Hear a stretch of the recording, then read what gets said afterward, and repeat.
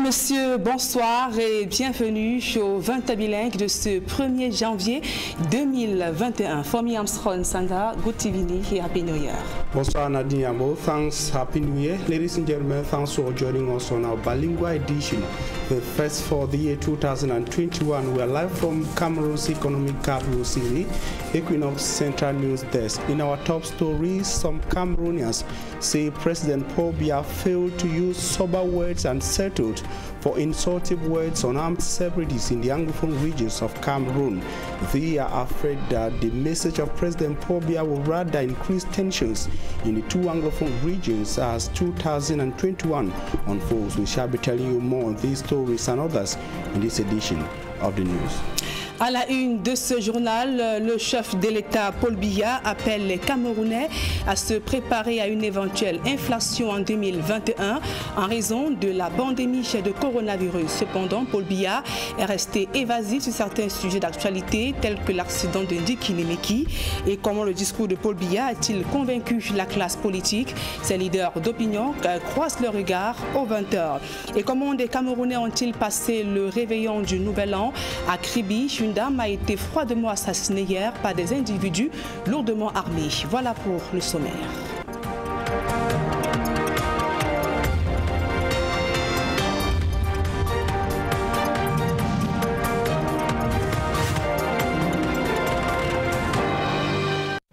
Mesdames, Messieurs, une fois encore, bonsoir et merci d'honorer ce rendez-vous de l'information sur Equinox Télévision. D'abord, ce drame enregistré à Kribi, dans la région du sud Cameroun. Une dame a été froidement assassinée la nuit de la Saint-Sylvestre par des individus lourdement armés. Un crime qui vient entacher la cité balnéaire dans la région du sud avec l'insécurité. Joseph Abena, reportage. C'est le mois, ce 1er janvier, ici au quartier d'Ombé à Kribi. Dame Méfini Odette, née en 1952, a été froidement assassinée dans la nuit alors que les populations célébraient la Saint-Sylvestre. C'est depuis pratiquement 6 h du matin, pendant que j'étais à la maison, que j'ai vu le cas de la police passer. Quelques temps après, je suis rendu compte que c'est les sapeurs-pompiers et j'ai été informé très rapidement par les voisins aussi qui me disent qu'il y a une femme qui a été assassinée justement derrière ma maison. Je n'ai pas eu le soin que de m'habiller comme vous me voyez là. Et me suis retrouvé que le procureur était déjà là. J'ai trouvé le commissaire était là. J'ai trouvé avec toutes les autorités compétentes. Cette sexagénaire vivait seule dans cette concession avant d'accueillir un jeune homme d'une trentaine d'années qu'elle appelait son fiancé. Quelques jours avant sa mort, les témoins affirment qu'elle venait de vendre une bonne partie de sa concession. Toutefois, les premiers éléments d'enquête semblent ouvrir quelques pistes du coupable. J'étais avec elle hier matin au restaurant qui est en face de la prison. Elle partait en prison saluer son mari avec un jeune homme. Je lui ai envoyé le temps de 50-50. Un jeune homme pour un peu bien. Je lui ai demandé qui était ce monsieur. Il m'a dit que c'est un gars qui travaillait chez elle. Mais depuis que le travail est fini, le gars est toujours là pour la péter main forte. C'est pourquoi le gars lui a accompagné en prison pour voir son copain qui est en prison. C'est son copain qui vivait ensemble qui est en prison. On l'a condamné mercredi à 7 mois de prison. C'est ce qu'elle m'a expliqué hier. Donc il est vu à l'entrée de la prison, elle partait comme ça dans la nourriture à son copain, accompagné alors de ce jeune homme. Cette dame a été assassinée dans la nuit par un bonhomme. Ça encore jusqu'ici, je me réserve peut-être de le dire, mais les traces nous amènent à comprendre qu'il y a un bonhomme qui vivait là avec elle, un bonhomme d'une 25e d'année. C'est-à-dire que et dans les enquêtes que nous avons menées, nous avons réussi à avoir quand même sa carte d'identité. Et depuis ce matin, on tente de la voir. Le premier chef, ceux qui étaient tentés de la voir, on réussit à la voir, on causait avec lui, mais depuis quelques mois, on n'arrive plus à la voir. Donc cette dame vivait là dans la maison toute seule et elle a dû avoir un garçon de 25 ans qui est venu habiter avec elle. Et ceux qui maîtrisent le moment disent que c'est ce garçon qui était avec lui. Ils montaient, ils descendaient ensemble. Mais curieusement, depuis ce matin, ce garçon n'est pas là. Nous venons de retrouver le sac le petit sang noir, avec quelques éléments à l'intérieur, avec la carte d'identité de ce monsieur qui s'appelle un Sangou. Et cette carte d'identité se trouve déjà entre les mains de la police.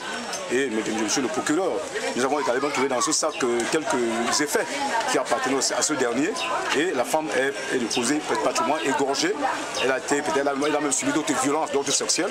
Alors que les forces de police de Kribi viennent de mettre hors d'état de nuire un redoutable gang de malfrats, cet acte vient à nouveau entacher la cité balnéaire d'insécurité. Et sortons de ce registre d'insécurité pour parler du discours du chef de l'État Paul Biya à la Nation hier jeudi 31 décembre 2020. Paul Biya en prépare les Camerounais à une éventuelle inflation en 2021. Le président de la République, dans son discours, a affirmé que malgré les efforts consentis par le gouvernement pour amortir les effets de la pandémie de coronavirus sur l'économie, les secousses dues à cette pandémie pourraient influer sur les prévisions du taux de croissance. Mais Paul Biya s'est également exprimé sur la gestion de cette pandémie en elle-même par le gouvernement, également revenu sur la crise sociopolitique dans les régions du nord-ouest et du sud-ouest Cameroun. Économie de ce discours avec Sylvestre Hippolyte Zangaou et Cédric Chouna.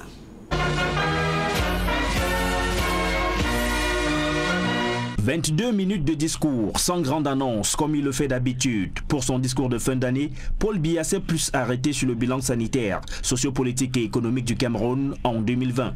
D'entrée, la pandémie du coronavirus. Sur le sujet, le président de la République félicite le personnel soignant pour sa mobilisation à y faire face et invite les Camerounais à renouer avec le respect des mesures barrières. J'ai personnellement constaté que la plupart de nos concitoyens ne respectent plus les mesures de protection édictées par le gouvernement. Au moment où, partout ailleurs, l'on constate une deuxième vague de l'épidémie, couplée à l'apparition d'une nouvelle souche du virus plus contagieuse, je vous exhorte de nouveau à porter vos masques, à vous laver régulièrement les mains et à faire appel à un médecin ou à tout autre personnel de santé au cas où des symptômes apparaissent.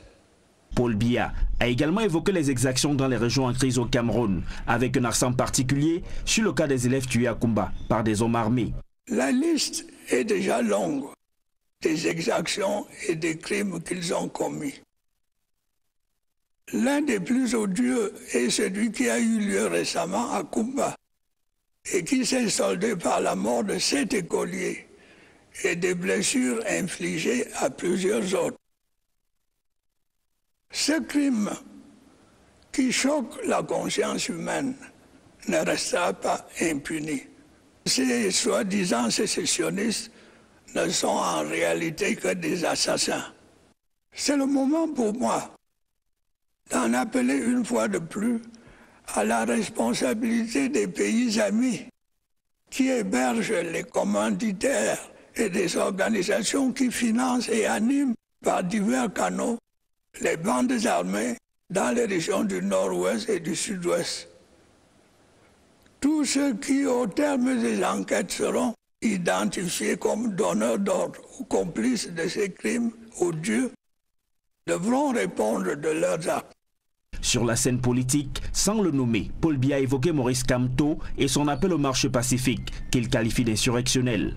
L'on doit regretter que quelques-uns de nos compatriotes, regroupés autour d'une personnalité dont les ambitions avaient été déçues lors de la dernière élection présidentielle, aient profité des difficultés sécuritaires et sanitaires pour tenter de susciter une insurrection, faussement appelée marche pacifique.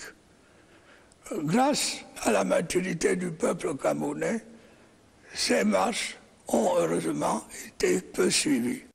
Le bilan économique du Cameroun en 2020 est endossé sur les secousses imposées par la pandémie du coronavirus. Et malgré l'impact ressenti, le président de la République loue les efforts consentis par le gouvernement. Il faut bien reconnaître que le contexte international, notamment la pandémie du coronavirus et la baisse de la croissance mondiale, n'a pas facilité la bonne tenue de nos finances publiques et de notre économie, au cours de l'année qui s'achève. Tout en maintenant nos objectifs de croissance, nous avons dû prendre des mesures de consolidation budgétaire et de soutien à l'économie afin de passer le cap difficile et de rendre possible une politique de relance en 2021. Malgré ces efforts, il est prévisible que notre taux de croissance, qui s'était stabilisé autour de 4% au cours des dernières années, subisse une nette érosion en 2020 et que l'inflation reparte légèrement à la hausse. L'année 2021 est donc là. Quel sera son bilan? Rendez-vous le 31 décembre prochain pour un autre discours du président de la République. Bonne et heureuse année à toutes et à tous. Le discours du chef de l'État, Paul Biya, a-t-il convaincu la classe politique et même la société civile, des journalistes, hommes politiques, tous analysent donc quelques points chauds de ce discours du chef de l'État, Paul Biya, le 31 décembre, hier jeudi. Nous écoutons dans quelques réactions sélectionnées par Julien Berthe-Bissaï. J'ai retenu le fait que le président de la République a fait un résumé de toute la situation politico-économique et sanitaire du Cameroun. Il a parlé de tout ce qui s'est passé à partir, n'est-ce pas, des élections. Toutes les élections sont déjà passées. Il a parlé des élections sénatoriales, il a parlé des élections présidentielles, il a parlé des élections régionales. Il a abouti à la situation sécuritaire dans le Nozo. Il a, n'est-ce pas, évoqué des bandes armées qu'il a lui-même traitées de bandits, ce qui sème la terreur et laisse, n'est-ce pas, les populations dans une situation inconfortable. Il a abouti à, il a même parlé de certains hommes politiques qui instrumentalisent la population en créant ce qu'on appelle les marches pacifiques. Or, en réalité, il n'en est rien. Dans son adresse, il est revenu également sur la crise économique. Crise économique parce qu'il y a d'abord un contexte Covid, mais avant cela, le contexte Covid est précédé par une situation morose de l'économie mondiale en général, due par la chute des prix des hydrocarbures, la chute du prix du baril de pétrole et la mauvaise situation économique de l'économie mondiale en général, qui a eu, n'est-ce pas, des répercussions au plan national, notamment les projections faites dans l'optique d'amorcer une véritable relance de l'économie se sont avérées vaines. On a vu que les taux de croissance projetés autour de 4% n'ont pas pu être atteints du fait, n'est-ce pas, du ralentissement, n'est-ce pas, de l'économie, du ralentissement, de l'impact négatif et de la Covid et de la crise mondiale en général. Il a également touché le point sur la décentralisation en évoquant les élections qui régionales qui viennent de se tenir et qui ont marqué le processus justement de l'approfondissement de notre décentralisation. Et il est revenu sur la paix. Le président a insisté sur les éléments de paix parce que sans la paix, il n'y a pas de prospérité, parce qu'avec la guerre, c'est la déchéance. Mais ce que nous regrettons tout simplement dans le discours du président de la République, parce qu'il y a des non-dits. Il y a des non-dits. Le président venait de prendre un décret très important mettant en œuvre le conciliateur dans les zones dites querellées, c'est-à-dire du nord-est et du sud-ouest.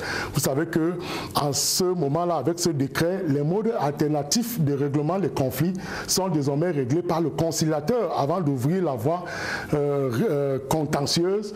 Il y a d'abord le conciliateur qui joue un rôle important dans le règlement non contentieux des litiges qui pourraient naître dans le cadre du fonctionnement de la région.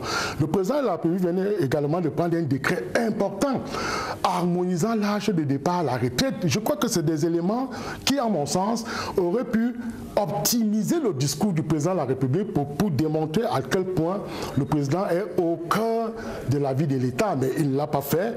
Bon, on ne peut pas tout dire dans un discours, comme le disait Charles Lumba.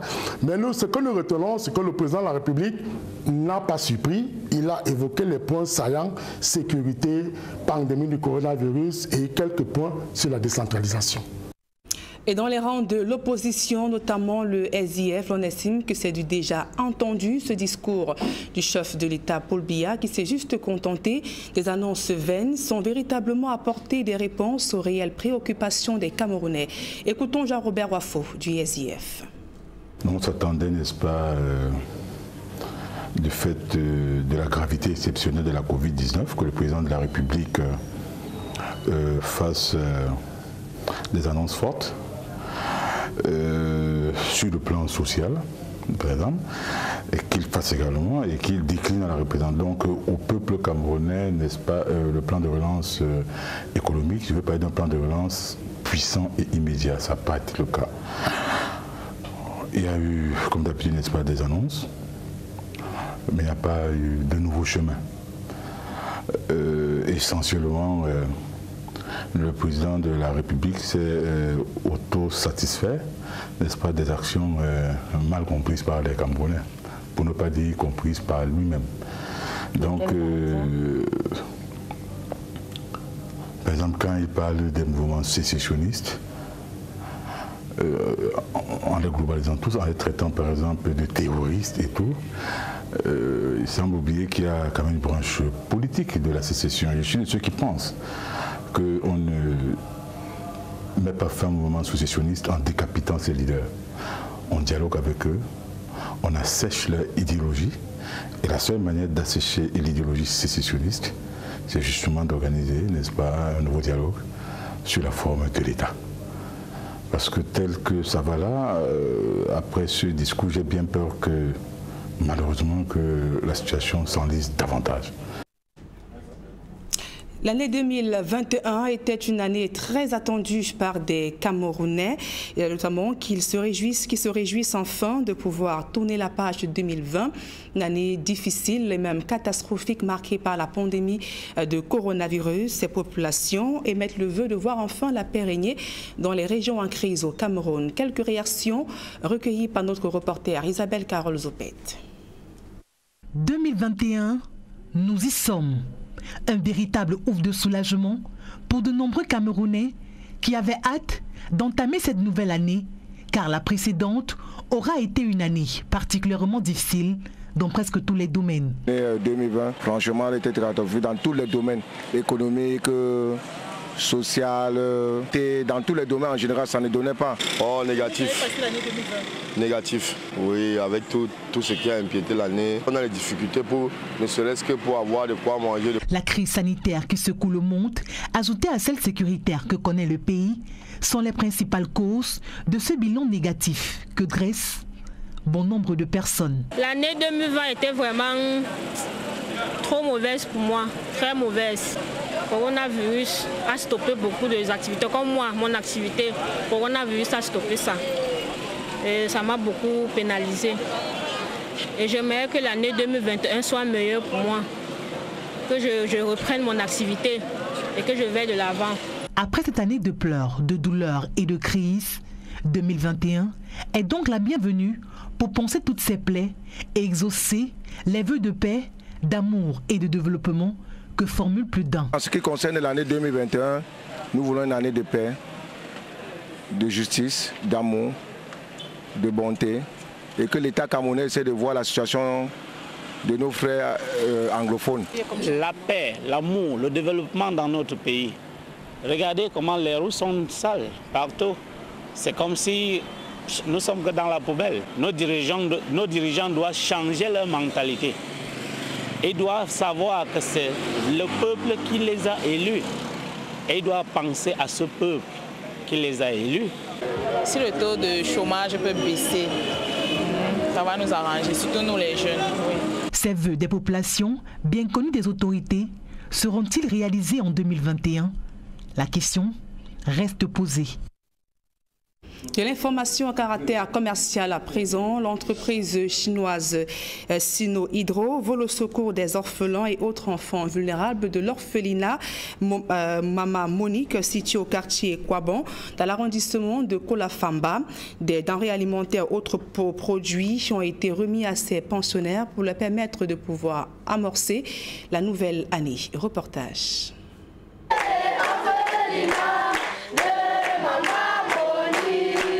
Alors que les cloches de 2021 s'apprêtent à sonner, les pensionnaires de l'association Centre d'accueil et orphelinat Maman Monique reçoivent des hôtes de marque.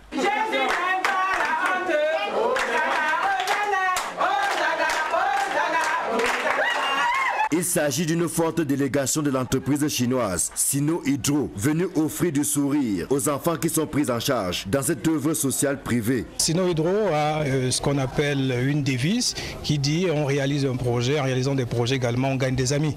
Et gagner des amis signifie que nous avons un aspect qu'on appelle responsabilité sociale de l'entreprise, dont à travers la visite des orphelinats, des centres de santé, également des écoles, c'est-à-dire qu'on choisit au pif, il n'y a pas un critère spécial, chaque année on le fait. L'année dernière, l'édition, le thème, c'était l'éducation, cette année c'est les orphelinats. Pour cette descente au quartier Kouaban, dans l'arrondissement de Kolafamba, Sino Hydro n'a pas fait dans la dentelle. Dans ses mains généreuses, d'importantes quantités de produits alimentaires destinés aux pensionnaires de cet orphelinat. Nous avons déjà là le petit déjeuner, j'ai vu là les sacs de farine, j'ai vu le chocolat, ça fait que les enfants ont déjà un petit déjeuner assuré pour l'année scolaire qui commence en janvier. J'ai vu là le sac de maïs qui complète également le petit déjeuner. J'ai vu là les pâtes alimentaires. Vraiment, je dis merci à Dieu parce que le sac d'arachide et tout ça, ça complète derrière l'alimentation. Les bénéficiaires, dont la joie était perceptible, n'ont eu de mots que pour dire merci devant un tel élan de cœur et de générosité. Qui plus est en cette période de fête de fin d'année où ces enfants vulnérables ne demandent pas mieux que ces marques d'attention qui font d'eux des personnes à part entière et non entièrement à part. Et nous avons choisi de le faire en fin d'année parce qu'en fin d'année, effectivement, c'est la période des fêtes. Il faudrait également que ces enfants qui n'ont pas la chance que nous avons eu peut-être d'avoir des parents puissent également passer de bonnes fêtes dans de bonnes conditions. Nous voulons faire parler notre cœur. En dehors simplement de réaliser des projets au Cameroun également, nous voulons accompagner les enfants défavorisés. Je suis très content de ce jour. Ça, c'est un jour très spécial. Le dernier jour du mois de l'année. Et Dieu met sur notre chemin cette grande structure. C'est-à-dire les enfants même étaient dépassés quand ils ont vu les Blancs. J'ai béni Dieu parce que c'est un jour vraiment qui nous marque beaucoup. De voir cette entreprise nous donner un grand sourire. Ça, c'est un sourire qui nous entre au plus fond de notre cœur. Moi particulièrement, je suis très contente. Les enfants aussi sont très contents. Ils ont laissé vraiment du sourire aux enfants. Vraiment, je leur dis merci. Cette action citoyenne n'est pas la première du genre. Présente au Cameroun depuis 2010, Sino Hydro a déjà multiplié de pareilles initiatives en faveur des couches vulnérables de la société. Spécialisée en bâtiments et travaux publics, elle accompagne sans cesse le gouvernement dans sa politique de grandes opportunités. Sino Hydro est une multinationale chinoise présente dans 87 pays dans le monde avec 116 bureaux. Cette entreprise est installée au Cameroun depuis 2010 et nous sommes spécialisés principalement dans la construction des infrastructures. Et quand on parle d'infrastructures, on pense aux infrastructures énergétiques, on pense aux infrastructures routières, portuaires et aéroportuaires. Avec ses 66 pensionnaires et sa dizaine d'encadreurs formateurs, l'orphelinat Maman Monique n'oubliera pas de sitôt cette marque d'attention de l'entreprise Sino Hydro, l'une des rares, sinon la seule à avoir fait un don ici à l'occasion des fêtes de fin d'année. 2021 commence sur de meilleurs auspices pour cet orphelinat, dont les actions au quotidien permettent aux pensionnaires de croire qu'un avenir radieux est possible. Et Sino Hydro, entreprise citoyenne, apporte fièrement sa pierre à la construction de cet édifice.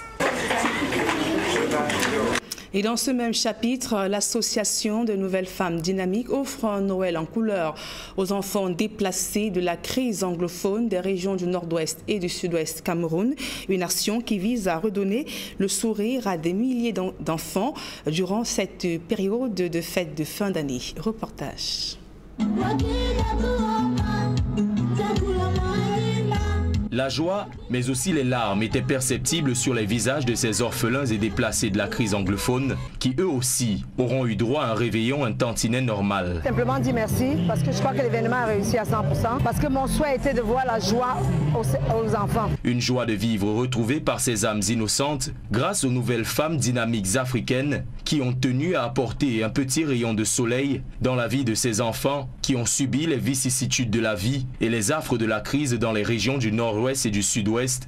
Nous soutenons cette action et nous encourageons ces dames à continuer à œuvrer, n'est-ce pas, pour la paix. en offrant à plus de 1000 orphelins cadeaux, denrées alimentaires et soutien financier. Une effusion d'émotions qui aura même réussi à subjuguer la présidente de l'association. La fête est belle, les enfants, nous avons demandé à Dieu de nous permettre de partager la joie de Noël avec ces enfants-là. Et je pense qu'à ce moment, nous sommes... Waouh! Les femmes sont dynamiques, les femmes produisent beaucoup de choses. Elles ont un potentiel infini. Alors nous voulons réveiller ce potentiel qui se met en ces femmes-là. Une action qui vient s'inscrire dans la liste des gestes de cœur à caractère sociaux des nouvelles femmes dynamiques africaines qui avaient déjà marqué leur attachement à la cause sociale avec la distribution de kits d'hygiène au plus fort de la pandémie de Covid-19 en mai dernier. Monsieur le doyen du marché, nous vous donnons ce savon pour celles qui ne sont pas là. Oui, merci. Et pour les sensibiliser, de toujours porter le masque, toujours se laver les mains avec le savon, toujours utiliser son gel. N'oubliez pas que le Covid-19 existe. Elles qui ont fondé leur sacerdoce sur la prise en charge de la veuve et de l'orphelin. Les nouvelles femmes dynamiques africaines sont des femmes à conviction, battantes, courageuses et amour. Le calendrier dit que nous aurons des formations à faire aux enfants, filles, mères célibataires, à construire des petites maisons pour les loger et pouvoir voir comment est-ce qu'ils font pour finaliser avec leur école, même s'ils n'ont pas de parents. Par rapport à la journée d'aujourd'hui, elle a été merveilleuse. Je remercie tout de même les femmes dynamiques qui ont œuvré pour ces enfants sans parents. Franchement, nous les remercions de tout cœur et que Dieu les bénisse. Vous avez bien vu ce jour. Nous avons fait de nous-mêmes pour ces enfants et nous souhaiterons que la prochaine fois, ce soit avec tout le monde. Un appel de cœur lancé pour venir en aide aux couches les plus vulnérables de la société, car comme dit le dicton, nul n'a le droit d'être heureux tout seul. À présent, la deuxième partie de ce journal en langue anglaise avec vous, Fomi Armstrong Sanda. Thanks, Nadine Yambo. Ladies and gentlemen, thanks for joining us in the second segment of information in the English language. We begin with the message of President Paul Biya to the nation on December the 31st, 2020. President Paul Biya acknowledged that the COVID-19 pandemic dealt a serious blow to almost every aspect of the national life, accepting that the Cameroonian economy is barely fighting to survive the effects of the coronavirus pandemic. President Paul Biya outlined what they envisage as bailout measures. Concerning the Anglophone crisis, the president qualified armed fighters in the northwest and southwest regions of Cameroon as a group, a gang of armed bandits. A summary of the message of President Paul Biya in the following report compiled by Innocent Azer. President Paul Biya's 21 minutes end-of-year speech projected as main preoccupation of the state the COVID-19 pandemic, which has brought untold sorrow to families and paralyzed Cameroon's economy. Despite our efforts, COVID-19 plunged many families into mourning and seriously hampered the functioning of our economy and society. I take this opportunity to hail once more the dedication of our physicians, nurses, and health personnel as a whole, thanks to whom many lives have been and continue to be saved. Observing that many Cameroonians no longer respect government's barrier measures, the head of state reiterates needs to help health personnel curb spread of the pandemic. I urge you once again to put on your face masks, to wash your hands regularly, and to consult a physician or any other health personnel if you notice any symptoms. This is the only way to save lives and to curb the spread of the virus. However, this pandemic, according to President Paul Biya, has not prevented Cameroon from maintaining security and peace, strengthening democratic principles, and pursuing economic and socio-cultural development. In recent years, our country has been facing external threats, particularly on our eastern border and in the northern part of our country.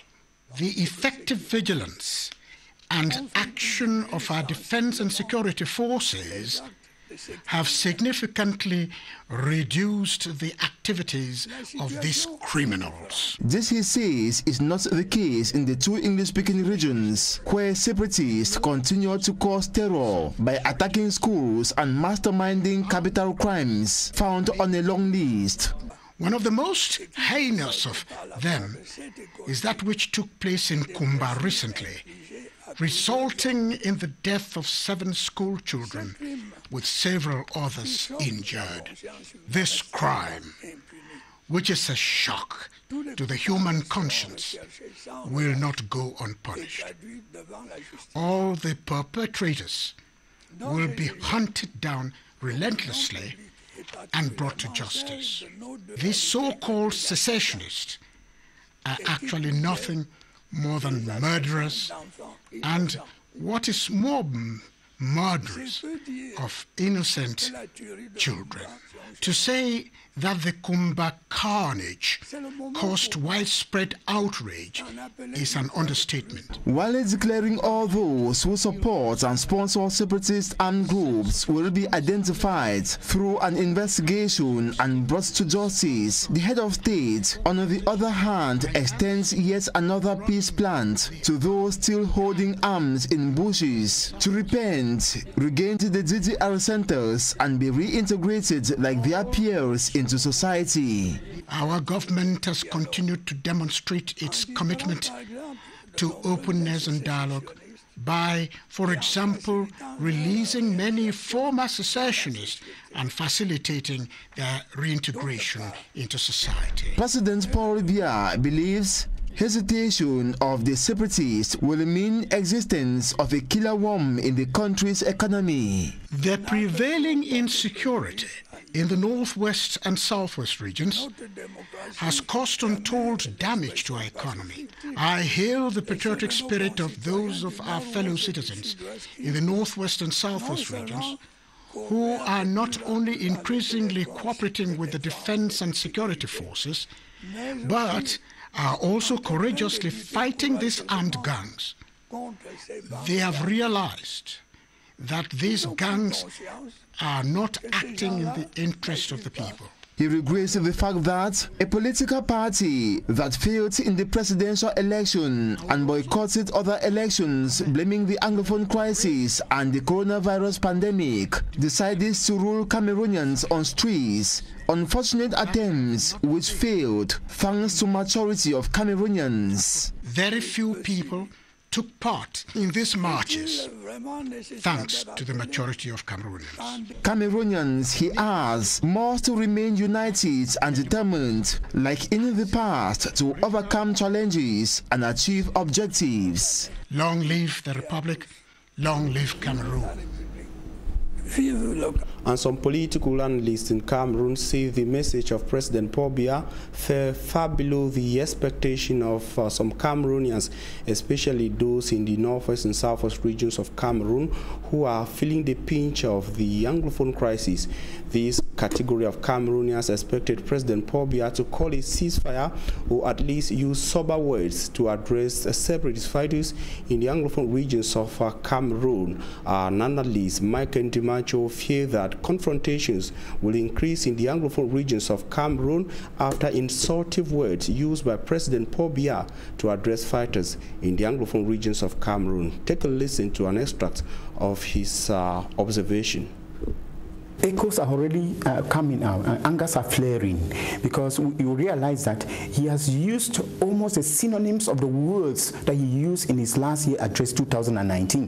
Because, I mean, he brandished all those the secessionists as armed robbers, as assassins, and gave them all kind of derogatory names that make them feel that this is not a father who has a good will to be able to solve a problem. Because we think that these children are his children, and if there's anything to go by, he has to call them and use sober words and use words of love, because at this point in time what we need is love.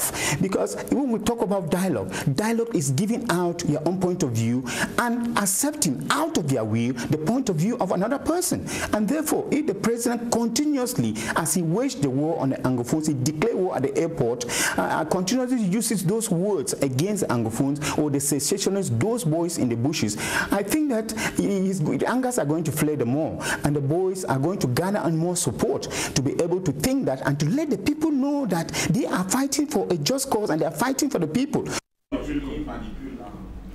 And the senior divisional officer for the Indian Division, Fowan Lawrence, has on his part saluted the positive attitude of inhabitants of the Indian Division of the Southwest region of Cameroon throughout 2020 and going to 2021. The senior administrator was speaking in Mundemba, chief town of the Indian Division, in the early hours of this day, marking the first day of 2021. Derek Jato tells us more from the Southwest region. Last hours of 2020, the Chief Executive Officer of Indian Division is spotted downtown the divisional headquarters Mundemba. Fowan Lawrence, the Senior Divisional Officer of Indian Division, wanted to feel these last moments of the year with the man on the street.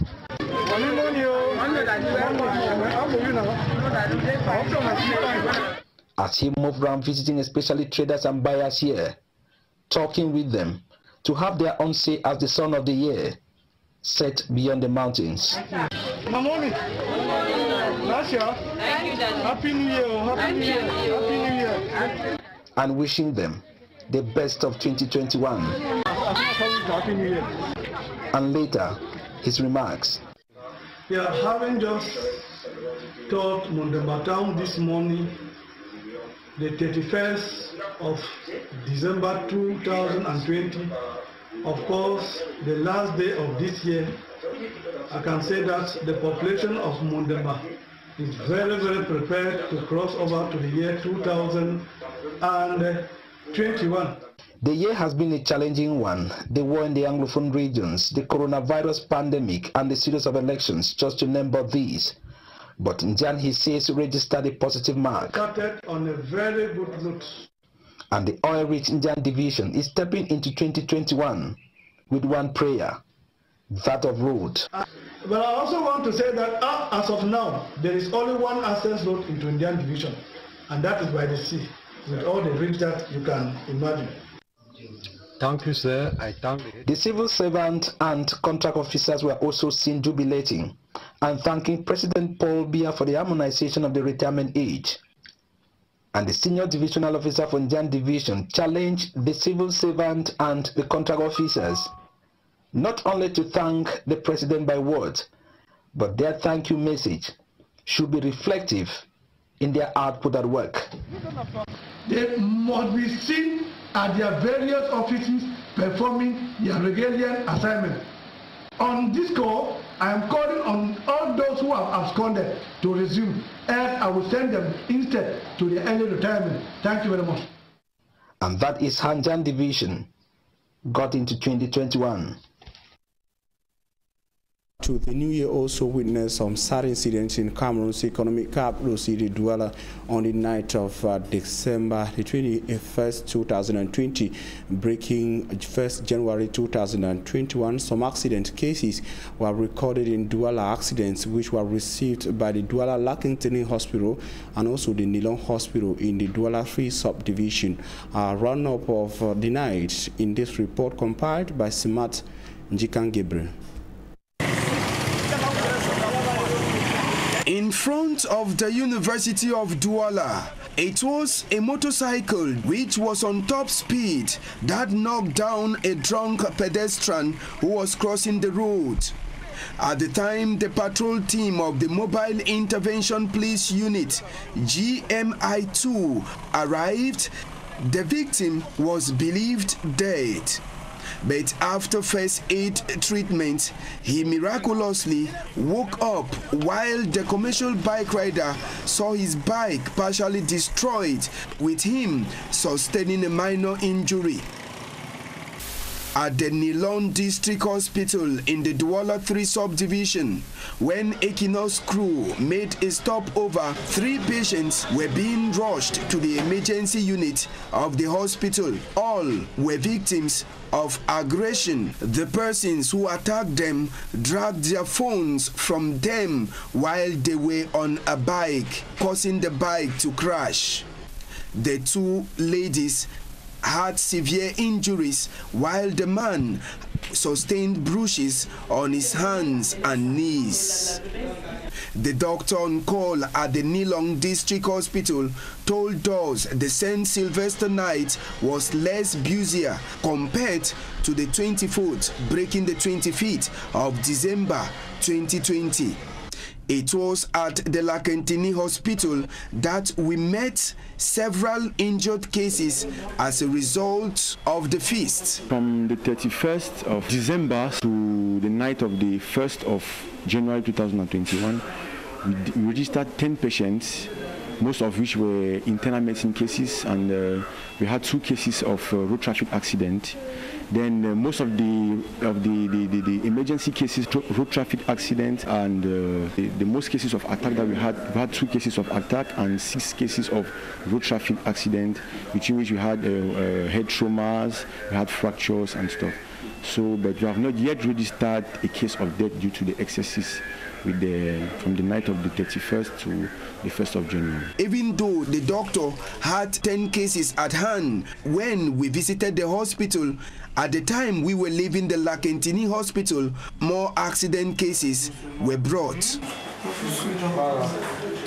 On the first day of January 2021, an individual specialized in the stealing of mobile telephones was apprehended by police officials in Douala, and also a stolen vehicle taken from a residence in the city of Douala in the course of 2020 was also recovered by police elements. Smart Njikangebe once again.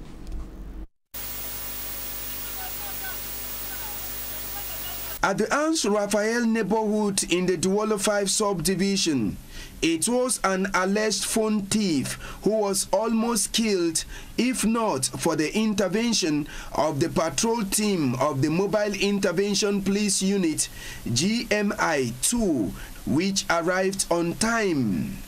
The boy in question is accused of stealing a cell phone while the owner, a lady, was dancing with her boyfriend. The phone, the lady said, was on a table in the nightclub when the boy came and picked it up. Even when the boy was asked to return the phone, he claimed to be innocent, not until he was beaten by some of the persons who were at the nightclub before he accepted collecting the phone. He was later taken to the 10th District Police Station, where he spent his early hours of New Year while investigations were opened.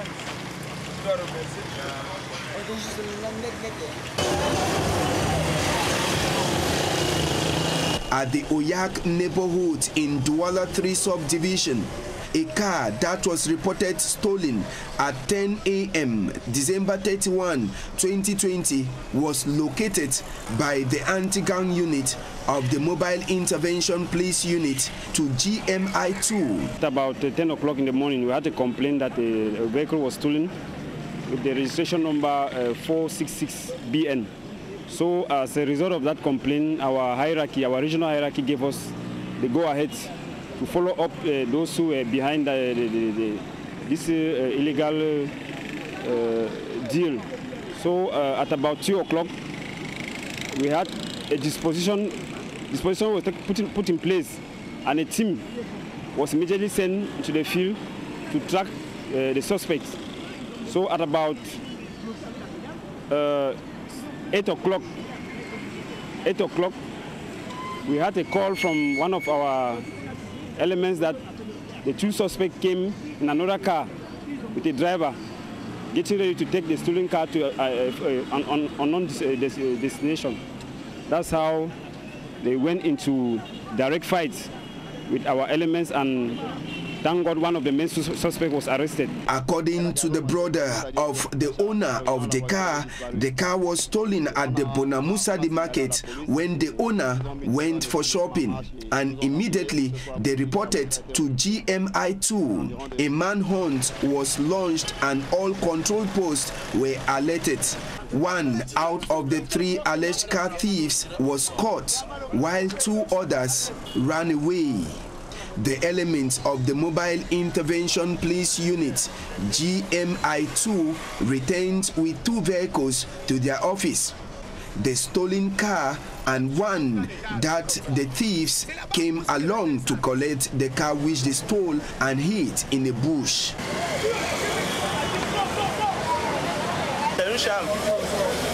Finally, the last fire incident for the year 2020 in Douala occurred at New Bell, Bassa.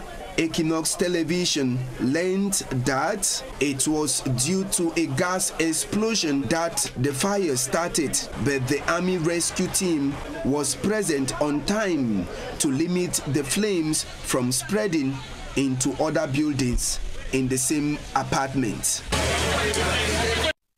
That report brings us to the end of this bilingual edition of information on Equinox Television. We thank you for your very kind attention. We urge you to stay with Equinox because Equinox Soir special edition continues just after this newscast. Nadine, see you tomorrow. Merci, famille Armstrong Standard. Fin de ce journal, mesdames et messieurs. Merci pour votre aimable attention. Tous nos vœux les meilleurs pour l'année 2021. Et retrouvez sur le plateau d'Equinox Soir Serge Alain Autou avec ses invités pour le débrief du journal. Serge Alain. Merci.